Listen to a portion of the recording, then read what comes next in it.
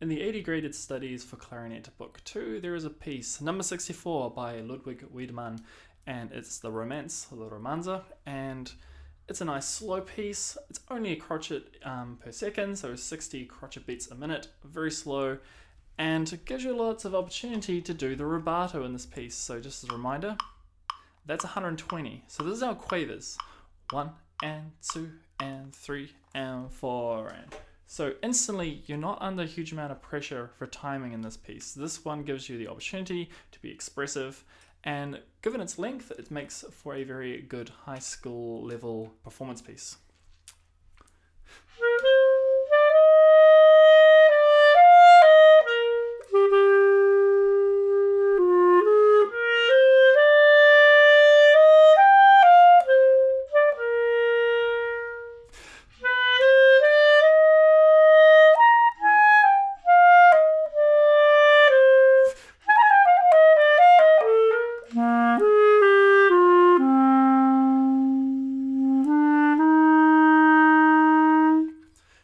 Go about playing these section at a time, or phrase at a time, just to go over a few things. So first of all, we have semi-quaver subdivision at the beginning. We're going so slow pace to get those lowest common denominator rhythms, because it's the only way that's going to sound tight. Now, even though this is lots of rubato in here, you still got to have some sense of 1 and 2 and 3 and 4 and so that you can hear something slowing down. It is that slowing down train feel, so that we can get the retards later on.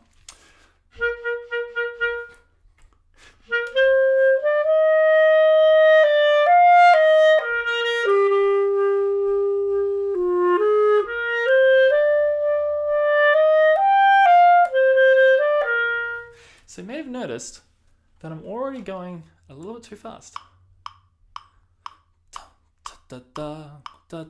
So that's a trap. Okay, it's really easy to accidentally go faster than this piece requires. Right, as we keep on going.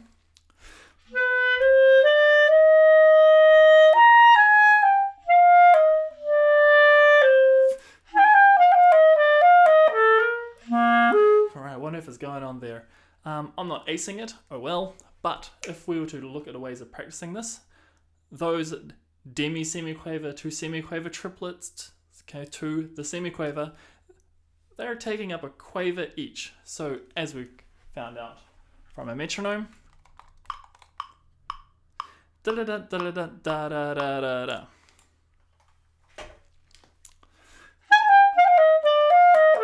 Okay, that's still pretty hard. That's still pretty fast. So this is going to require some practice. But really, you just want to break it down. Da da da da da da da da da. Whoa. Right, so and then it becomes a much more manageable thing. Ultimately, it's probably a little bit more decorative than it's expecting you to be highly technical. So keep that in mind. But you want to resolve it all in the space of a beat. Ba dum da da da da da dum do da da da dum. And it's like last little flourish before the end of the phrase. And then we have a pause at the end.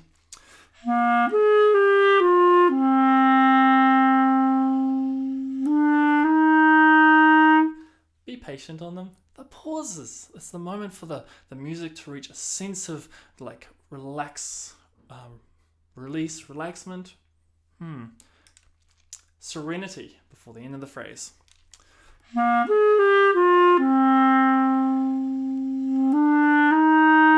Because the piece is in no hurry. Well, actually, what comes next? An accelerando. So we need these pauses to now make the accelerando a little bit more interesting. It's going to be suddenly like, whoa, okay, pace, here we go. An accelerando, phrase 2, possibly phrase 3.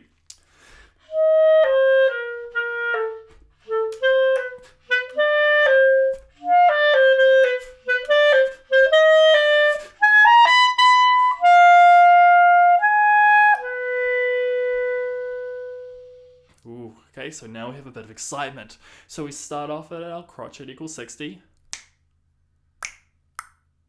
ba-da-dum, da-dum. Okay, some accents, but these are like classical accents, so a bit more weighty. Pa-dum. Don't have to hit them hard like a jazz accent.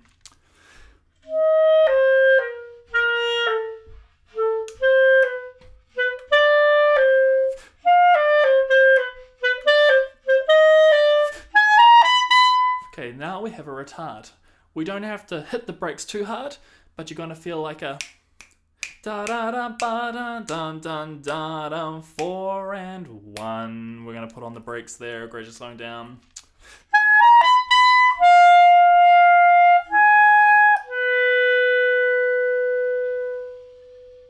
Another pause. So be patient with it. It's actually a minim. So if we're going at that speed, da da da da da da da, 1 and 2 and pause. Okay, give some time, and then we're back to the original tempo. So the next phrase.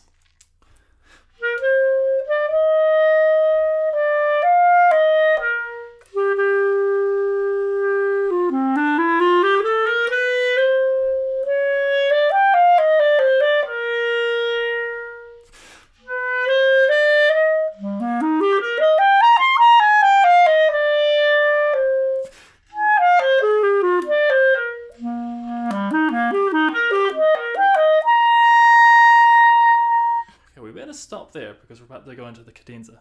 So what is this? This is the beginning again. This is the opening couple of phrases, but a little bit more embellished because our simple quavers or our simple crotchets have turned into little semi-quaver lines and filled it up. Now you may have noticed also this piece relies heavily on a lot of F major scale and F major arpeggio. So you're hearing a lot of this.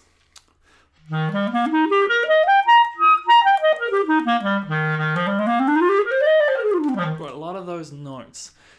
So to get better at this piece, just make sure you have a bit of an F major scale, F major arpeggio as part of your warm-up before playing. Alright, so you may have noticed these are nice little glidey little lines.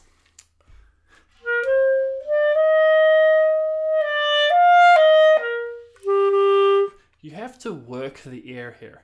This is you being a vocalist with an instrument stuck in their mouth. How would you sing this? Da-dum, da-da, da-da, da-da, da-da. Put on your classical hat. We are working up the cheese here. For me, I'm not emotionally invested in this style of music, but I fulfill a role of being the classical musician. So, you want to make these nice smooth phrases. You want the sound to be simmering there, and then you build it up, and then you take it away, and tension and release and all that.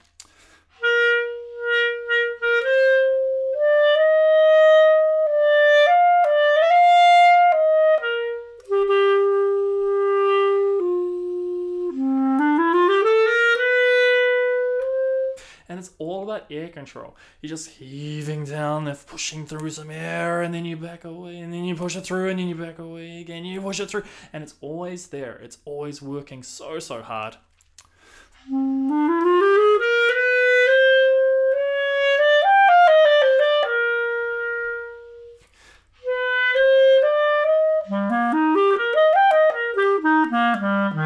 The F major arpeggio.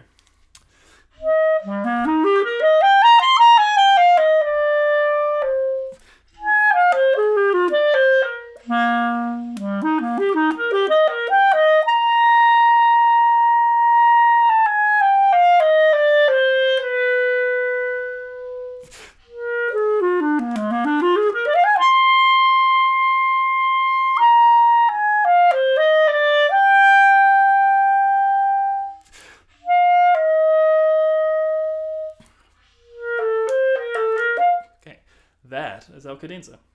So the cadenza, you may have noticed, they've taken away all the bar lines. However, we still have the sense of proportion. So our quavers are still ba, ba, ba, da, da, and the semiquavers are 1E and a 2E and a. But what they're trying to say is here, the sense of beating has stopped. It's just kind of flowing through some beats, but they're not locked to any kind of 4/4 time, 3/4 2/4, all that kind of stuff. It's just we got some crotchet kind of pulse happening. However, we get to play with the tempo a little bit. We have the luxury of being able to accelerate, to decelerando, and all that kind of stuff to make this more like a cadenza. So the best way to do this is just to hold some pauses.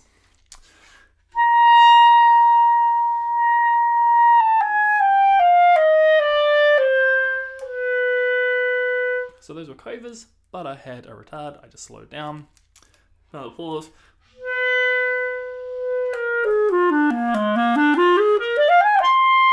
So I played that to tempo, but we could accelerate into it. We could start slowly, then accelerate.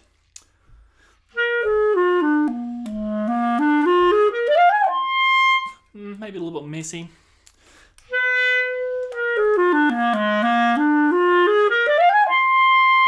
So that was maybe like a go tempo, then slow it down, and then accelerate back into the next pause.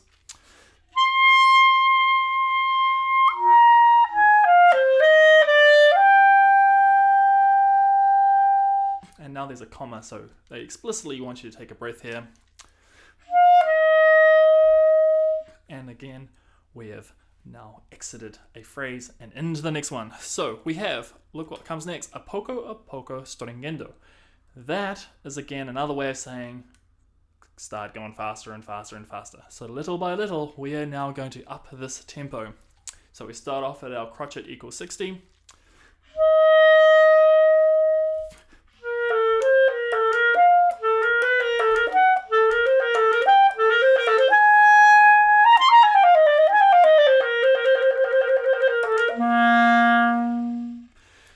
So perhaps a little bit too fast for a demo, but the idea is there. So we have daka daka daka da daka daka daka daka da da daka daka da da daka daka daka dum. So now we're going faster. Da da da daka daka daka daka daka daka daka daka daka. I lost count and but a trill, and then a grace note and a pause. Right. So we want to start accelerating that train down the tracks. Okay, with these semiquavers. But to make it more dramatic, let's maybe even make it even slower at the start.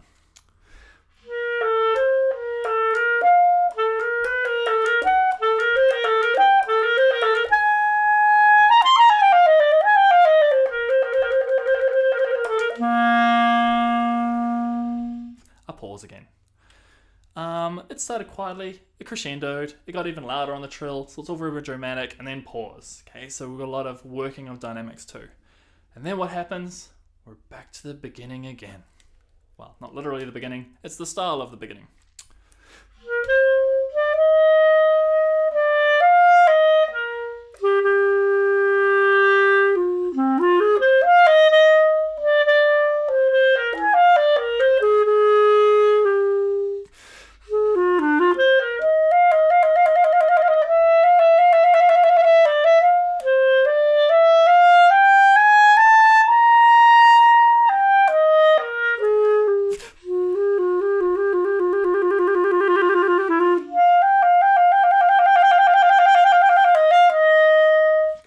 So that's a very long phrase. Sneak a breath where you can. I did mine just before the trills. But the longer you can make the phrases, the nicer it will sound. But yes, you will find a spot. There'll be one, but try not to overbreathe. You do want to have these nice, long, arcing phrases. But yes, by this stage of the piece, you're probably going to feel a little bit tired, a bit of air. Your lungs will be not so much burning, but they'll... You know what I mean. All right, so we have shape again. Just don't forget our shape.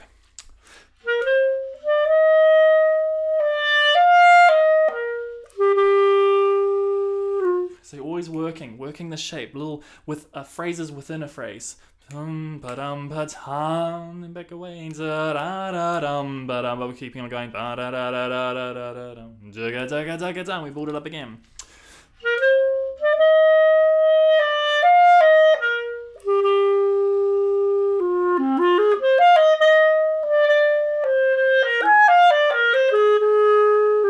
So you need to work hard, and then back away. Okay, these trills. Trills are never an on and off. You don't just trill and then not trill. We kind of like we're creating decoration. Trills are ultimately just decorative notes. Okay, so something like. So lean into it.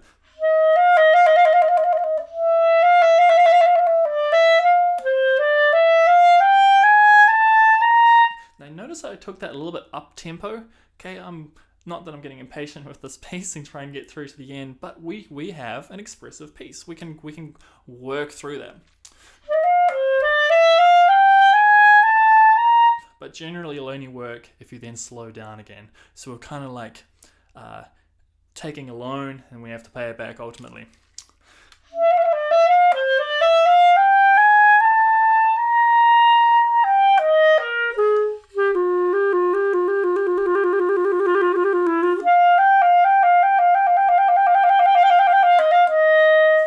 Those are very, very long trills, like 4 beats.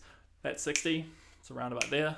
1, 2, that's a long time. You're still trilling. And the grace note, 1, oh, another trill. It's a long time. Da-ga-da. So to make this interesting, to pass the time, you'll have to just go really slowly first.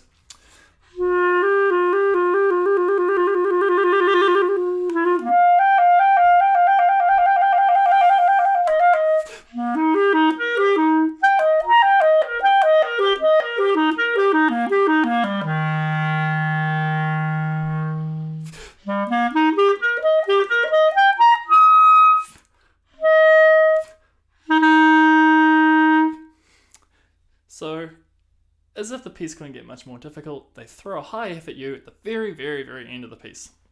So good luck with that. This is all about lip strength, embouchure, something for a different video, different talk about how to pull that off. But essentially, you just got to work those lips hard. And you don't have to be quiet. We are at forte. This is the dramatic ending. So don't feel like you have to shy away and play some kind of pretty F. Just get stuck in. Yeah.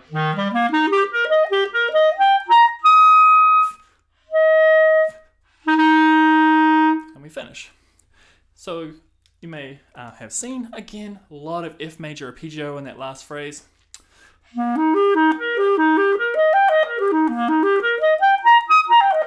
Right, you can hear it, it's everywhere. So just get used to that arpeggio. Now, again, remember, it's only crotchet equals 60, so under no huge pressure, although you're probably pretty exhausted and you just want to get through to the end, just try and just keep that 60 going.